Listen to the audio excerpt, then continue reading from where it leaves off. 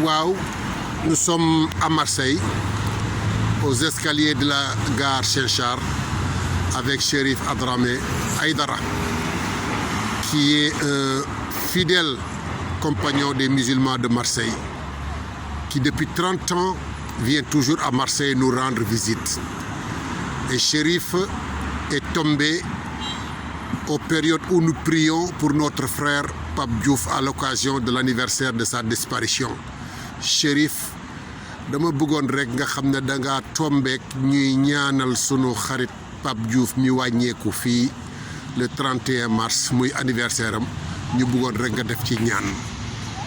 bismillahi rahmaani rahim alhamdulillahi rabbil alamin jërëjëf sëñ Moussa li nga wax lu rafet la ndax Pape Diouf day doomu Sénégal di su ma neexee ni doomu Marseille ndax lu mu def ci sport bi ci Olympique de Marseille particulièrement ñëpp xam neen ko mais en dehors de ça pour man Pape Diouf exemple la ndax wane na ni doomu Sénégal mën na nekk président wu club bu mag bu tollook Olympique de Marseille dem na bay am ay ambition pour nekk le maire de Marseille te defe naa ni loolu c'est une grande première boo xam ni war na nekk exemple pour la jeunesse d'aujourd'hui. Pour commencer maa ngi jaale waa këram ñëpp jaale ko Sénégal parce que moom du famille am proche rek mooy famille am mais Sénégal ak Afrique yëpp ñooy famille am di ko jaal le monde du football et du sport en général di ñaan yàlla fu mu nekk yàlla na ko gënal fu mu jige bi jaay rasulillahi sallallahu alayhi wa sallam teraanga gu mu amoon ci àddina yàlla na ko yàlla may bu ko ëpp ci àllaaxira bi jaay Seydina Muhammad sallallahu alayhi wa sallam ginnaaw loolu lu may wax ci wàllu pandémie bi mooy mbas mi yàlla na ko fi yàlla jëlee amiin te it yàlla na ni yàlla may discipline ba li nga xam ni moom la nit war a def pour moytu ko pour yàlla musal ko ci ñi koy def ñun ñëpp te ni suivre seeni kilifa yi suivre nit yi nga xam ni ñoo yor affaire kaaraange réew mi ci wàllu santé ni def seeni li ñuy wax bu ñu gisee ni pikiir yi baax na ñi nga xam ni ñoom la ñuy jiital ci santé bi ni wax ni pikiir yi baax na ne ni pikiiru su dee pikiiru mooy tax ñin ni mun a libre di voyager di duggalante restaurant yi ibbi café yi ibbi centre commerciaux yi ibbi ne ni pikiiru te ñaan yàlla nañ ci yàlla defal jàmm bi jaay rasulillahi sallallahu alayhi wa sallam di leen sant di leen gërëm di wax au nom de tous les Sénégalais Pape Diouf génn nga àddina waaye gënoo xolu ñi la bëggoon ak ñi la yaakaaroon ak say fan wassalaamu aleykum wa rahmatullahi taala wa barakatuh.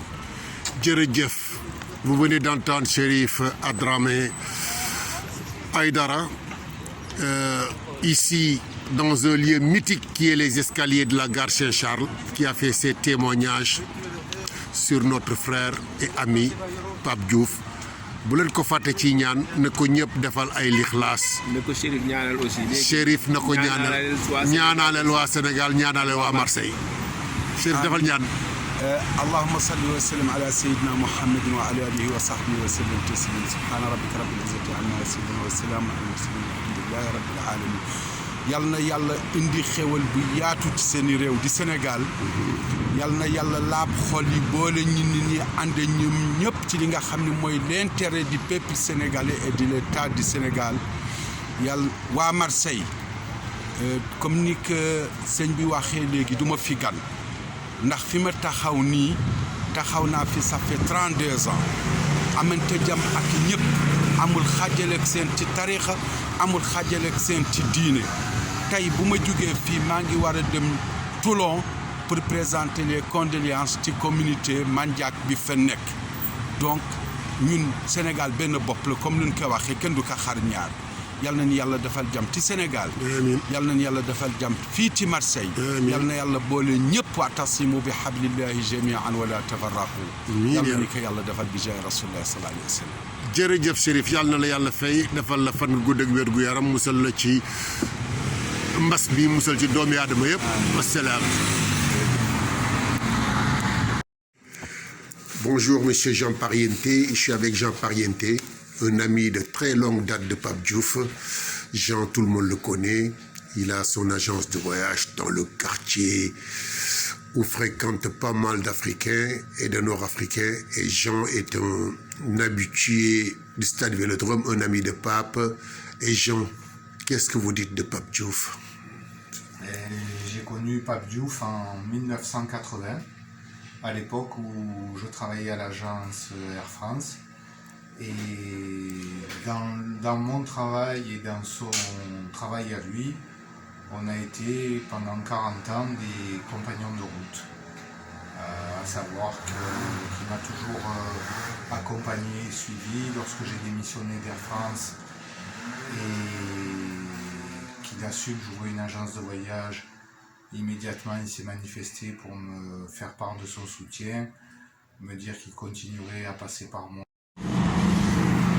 Oui, chers amis, nous sommes devant le stade Vélodrome et aujourd'hui, nous avons Souleymane Diawara. Souleymane Diawara, qu'on ne présente plus. Souleymane Diawara, qui a été un acteur dans ce théâtre, le théâtre du Vélodrome. Souleymane a fait des exploits ici. Souley, dites-nous, qu'est-ce que vous avez gagné? Combien d'années vous êtes resté à Marseille et qu'est-ce que vous avez gagné ici? Tout d'abord, bonjour. Effectivement, j'ai passé 5 saisons en Olympique de Marseille. Je crois qu'on a 3 Coupes de la Ligue, 2 trophées de champion, un championnat de France. Voilà. 2 belles années dans le foot. Et qu'est-ce que ça vous fait d'être là aujourd'hui au stade Vélodrome sur l'esplanade? Est-ce que vous n'avez pas des fourmis dans les jambes? C'est sûr, ça fait toujours bizarre de revenir au stade Vélodrome parce que, enfin, à l'extérieur, parce que étant donné qu'avec ce qui se passe en ce moment, le Covid, c'est difficile d'entrer dedans, mais c'est toujours un passement au cœur de venir au stade Vélodrome. Et je voudrais savoir, il paraît que vous avez acheté un club Consola. Vous êtes patron d'un club. Qu'est-ce que vous pouvez nous dire? Ouais, effectivement, avec mon ambiance, Cyril Mina et notre avocat, Asbagnan, on a acheté un petit club dans la banlieue marseillaise. Comment s'appelle le club? L'Atlético de Marseille. L'Atlético de Marseille. Vous jouez en quelle division? Là, on est en N2. N2, c'est-à-dire la Nationale 2. Voilà, Donc vous venez de l'entendre, mais aujourd'hui nous sommes là pour rendre hommage à quelqu'un. Un homme qui a marqué la vie du club et qui a marqué le football français, qui est Pape Diouf, qui a été journaliste, l'un des meilleurs journalistes de France, avec 2 prix Martini de meilleur journaliste de PACA, qui a été un des meilleurs agents de joueurs, qui a valorisé les joueurs africains et un des meilleurs présidents de club, le premier noir à être président d'un club en France, et pas n'importe quel club, l'Olympique de Marseille, qui est la seule équipe qui a une étoile sur sa poitrine. Donc Souley, qu'est-ce que vous pouvez nous dire sur Pape Diouf? écoutez, moi j'ai eu la chance de le rencontrer avant qu'il parte, qu'il démissionne de ses fonctions. Il m'a fait venir en 2009 à l'Olympique de Marseille, souvenir de Didier Deschamps.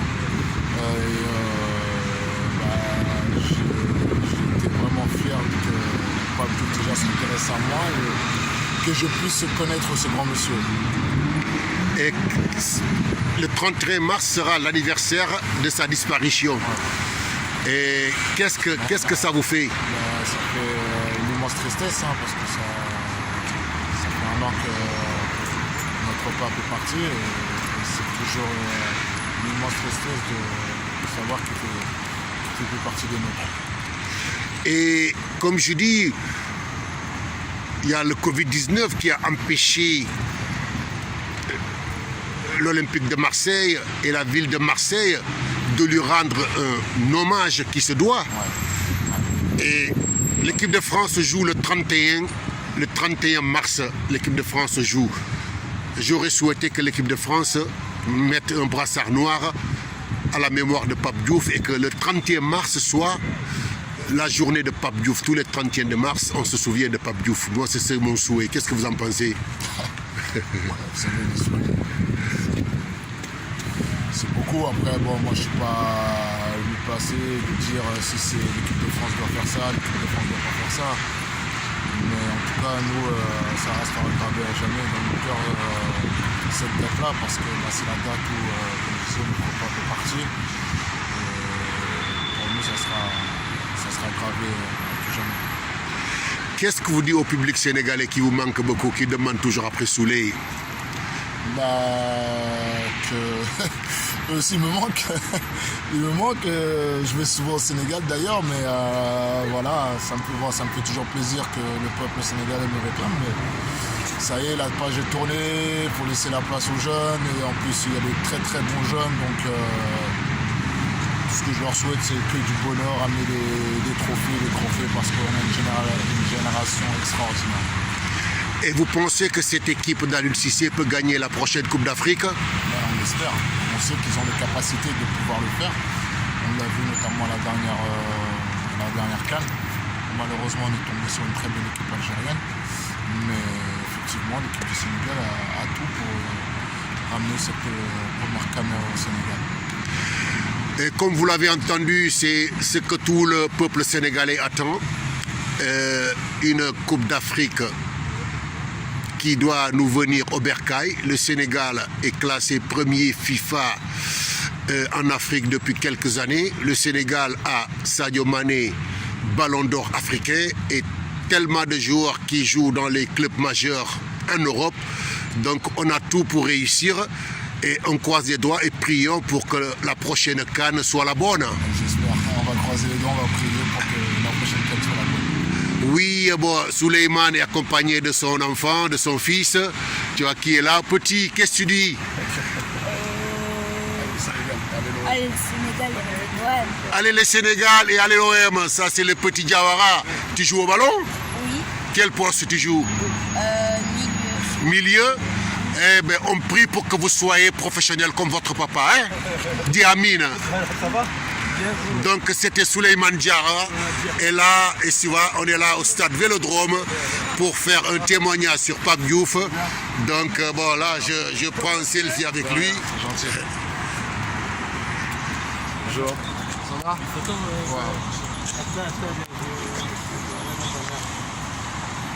Bonjour Monsieur Nassourdine Aïdari.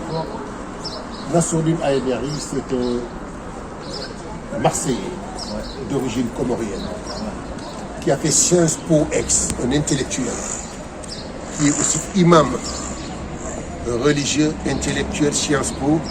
Il a été conseiller municipal il y a quelques années avec le maire d'arrondissement Patrick Meducci, et son épouse aujourd'hui aussi est conseillère d'arrondissement dans le 15-16.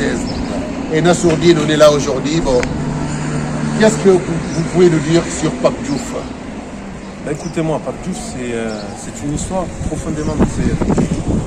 Elle est profondément marseillaise parce que nous nous trouvons, on est à côté d'une plage où les Sénégalais ont habité derrière, après la Deuxième Guerre mondiale. Il faut imaginer que Marseille, c'est une terre sénégalaise. Marseille a été libérée aussi avec les tirailleurs sénégalais, et je pense que c'est aussi quelque chose à savoir et à mettre en lumière. Après, Pape Diouf, il est profondément sénégalais, mais il est profondément marseillais.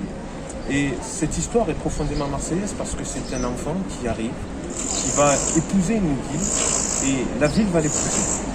Mais il va l'épouser de la plus belle des manières, non pas par la violence, par le verbe. Tout le monde, je pense que cela c'est l'unanimité, reconnaît les talents oratoires de Pape Diouf. C'était un magicien de la parole, mais pas de la parole qui n'avait pas de sens. Vous savez, de ceux, comme on dit à Marseille, ceux qui tchatchent, qui ont de la belle parole mais qui ne veut rien dire. C'est quelqu'un qui pesait ses mots. C'est quelqu'un qui pesait ses mots et qui savait raconter Marseille, qui savait dire des choses et qui s'est investi dans plusieurs chantiers. Alors tout le monde va retenir l'OM. Ça a été un très grand président, ça a été le seul d'ailleurs de toute l'Europe. il en avait les qualités. Ça a été aussi un journaliste. Avant d'être président, ça a été d'abord quelqu'un qui a su regarder cette ville, la comprendre, l'écrire, l'aimer, la détester parfois dans ses mauvais côtés. Mais Pape Diouf, c'est d'abord quelque chose qui, à Marseille, ça va bien. C'est d'abord à Marseille, je pense. On dit les Sénégalois, hein, et là je pense que c'était un Séné Marseillais. Un Séné Marseillais. Merci, monsieur Nassourdine, parce que tu as tout résumé. Pape Diouf, c'était un Séné Marseillais. Il est venu à Marseille en 1970. Moi, je suis venu à Marseille en 1976. D'accord. Et il m'a pris sous ses ailes, il m'a encadré, il m'a beaucoup appris. J'ai une pensée pour lui, à sa famille, ici et d'ailleurs, ceux qui sont au Sénégal. Nous leur disons paix à son âme à part et priez pour lui. D'ailleurs, on est devant la mairie de Marseille. Je sais que vous avez vu le maire actuel. La mairie de Printemps Marseille, c'est une histoire de Diouf. Celle qui a conduit la liste du printemps, c'était une personne qui était sous l'égide de Pape Diouf. Sous l'égide, c'est-à-dire que Michel Rubirola, qui a gagné les élections, était une admiratrice de Pape Diouf. Et moi, je me souviens avoir assisté à une conférence où lorsqu'il parlait de Marseille, tout le monde comprenait la profondeur. Je n'ai jamais vu quelqu'un qui parlait aussi bien de Marseille que Pape Diouf. Il a fait un parcours politique où, en 2014, Pape Diouf s'est présenté à la mairie de Marseille pour être maire de Marseille. Et c'était Michel Rubirola qui était sa colistière. Tout à fait. Donc, vous voyez, et Michel me raconte cette histoire. Pape Diouf a fait. Il a été un intermittent dans la politique et il s'est vite retiré. Mais ça a toujours été, vous savez, Pape Diouf, il fait du Pape Diouf. Ça a toujours été un Sénégalais, et je pense que les Sénégalais, et vous êtes à la télévision sénégalaise, ont une qualité. Vous savez laquelle? Oui. La liberté. On est libre. On est rebelle comme des Marseillais. Et voilà. Et ça a été quelqu'un qui a toujours été libre. Merci Nassourdine. Allez. Rahmatullahi wa barakatuh, mbokku jullit yi, yéen waa Sénégal ak ñi ko wër. ñu ngi fii ci Marseille. Marseille ñu ngi ci Zawiya bi nga xam ne Cheikh Ahmed Jigéen ku njul présenté bu bokk ci famille Jigéen bu Thiès waa kër Cheikh Ahmed Baro Jigéen moom nag lépp fanweeri at mi ngi fii di fi jihaad boo xam ne mooy liggéeyal lislaam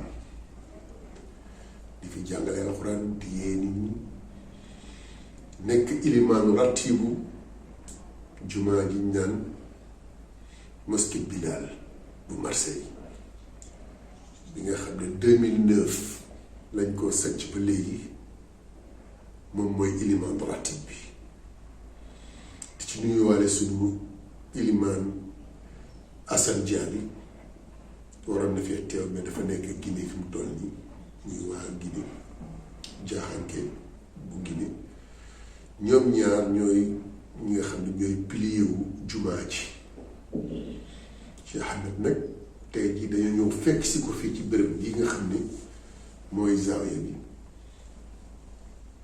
pour mu wax ci sunu doomu ndey sunu xarit sunu mag Pape Diouf mi nga xam ne dafay wàññiku woon daaw Pape Diouf nag dund na 50 ans fii ci Marseille 1970 la ñëw wàññeeku 2020 loolu mooy 50 ans dund na ko fii Pape Diouf nag koo xam ne ñun ñëpp la si gil ñuy tabax jàkk ji def na ci loxoom jàppale nañu looloo waral tey ñu ne nañ ñëw ci imaam mu daal ci def témoignage am ndaxte it ñun lu ñu mënti am ak fu ñu mënti nekk rek mooy Sénégal gi ñu jógee ak sunu diine mooy diine bi nga xam ne mag ñi ñoo ko fi bàyyi woon moom la ñuy dundal fii te it suñu ilimaan jiitu ci kon nag bu ñu amee tiis ak naxar yu mel nii tey di anniversaire génn àddina Pape Diouf mu doon sénégalais bi njëkk wàññeeku ci mbirum mbas mi ñu naan Covid-19 31 mars di anniversaire bi moom la ñuy dafa ay ñaan fii fu waaye ne ci Sénégal rek defal ko ay lixlaas ñaanal ko kon imam tey jii dañu bëggoon nga wax ni Pape Diouf seen relation. Assalaamu aleykum. Alhamdulillahi rabbil alamin wassalaatu wassalaamu ala ashraf almursalin sayyidi wa habibi sayyidina Muhammad sallallahu alayhi wa sallam wa ala alihi at-tayyibin at-tahirin wa sahabatihi al-ghurri al-mayamin wa man tabi'ahum bi ihsanin ila yawmi ddin. Haji Moussa, danga ma waxloo ci sujet boo xamante ni sujet bu ma sawar a wax la. waxloo ma ci nit koo xamante ni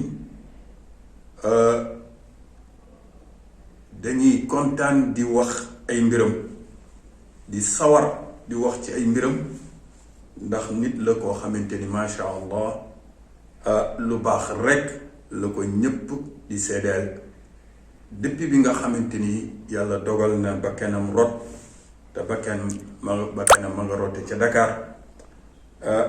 wax dëgg yàlla témoignage yi fii dëkk bi dem na ba nga xamante ni sax dangay mujj tabaarakallahu dangay fier ndax ci presse bi moo xam télé yi moo xam presse écrite bi ak yépp tabaarakallahu mel ni kon nag dañu koy ñaanal rek yàlla yërëm ko, yàlla na ko yàlla yërëm te jéggal ko. amiin. dafa nekkoon nit koo xamante ni dafa simple nit koo xamante ni dafa woyof. waaw maa ngi fàttaliku forum du Ramadan yi daan organiser fii bu ñëwaan ba participer ci am na ci boo xamante ni ñu ngi koy laaj mu naan fekk xale yi la du jeunesse bi la doon waxal di wax ni nit ki faw rek toujours rek day am ku ko dimbali, toujours nit ki day am ndimbal, nit du xëy rek daal di sotti. man fi ma jaar damay sant yàlla ndax tabaarakallahu bari na ci ay loxo yu ma jaar yoo xamante ni dimbali nañ ma ngay dem bay wax sax naan bu fekkonte ne damay seet li nga xamante ni sama coono wala sama ñàkku bopp moom la contribuer ci li ma yàlla defal nii, bu ma koy maanaam nattale ak li ma ay loxoy jàmbur moo xam mu waajur la wala mbokk wala yooyu li ñu ma dimbali dafa mel ni man 5% d'effort laa def. maanaam loolu pour wane ni toujours rek mi ngi rendre di delloo mbattu li ca ndaala tabaarakallahu comme ni ñu koy waxee kook bi ca ndaala comme ni ñu koy waxee. su ko defee nag yal na ko yàlla yërëm, yal na ko yàlla jéggal, yal na ko yàlla yéege ci àjjana yi gën a kawe. ku ne dafa soxla yërmande, ku ne amul benn mbindeef boo xamante ni mën naa wax ni soxlawuma yërmande. ba ci yonent sallallahu alayhi wa sallam da ko doon wax mu ne lan yanju ahadukum bi amalihi, nee na kenn du mucc ëllëg yawmal qiyaamati te fekk la koy muccal jëfam rek lay doon.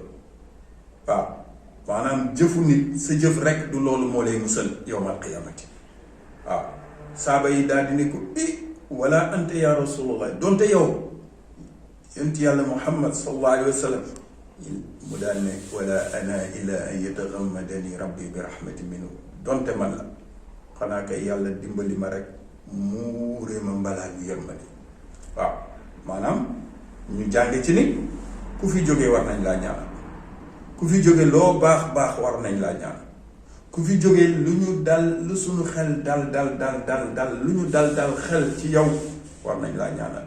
mu mel ni kon nag kii occasion la ñu koy ñaanal yal na ko yàlla defal yërmande yàlla yéege ko ci maqaama mag ñu baax ña yéege ko ci àjjana yi gën a kawe tabarakallahu àjjanay firdaws yonent bi daan na wax ni bu ngeen di ñaan dee leen ñaan àjjanay firdaws ndax tabarakallahu ndax teraanga ya fa nekkul ci beneen àjjana tabarakallahu ko defee nag ñuy delloo njukkal Moussa ci effort bi muy def ci taxaw ndax moom it wëllëreem la woon li mu xam ci moom ñun xamuñu ko ci moom waaye ñun occasion yu ndaw yi ñu daan dajeek moom wax dëgg yàlla lu baax rek lañ ci daan gis di ko ca seetlu tey saa buñ ci jóge waan rek est-ce que rek la ñu wax su ko defee nag ñu ñaan nit ki nag day toll foo xamante ni ñaan rek moo koy jariñ beneen point bi tamit moo di ñi ngi xaar kilifay dëkk bi tamit ci hommage yi ñi nga xamante ni moom lañu koy rendre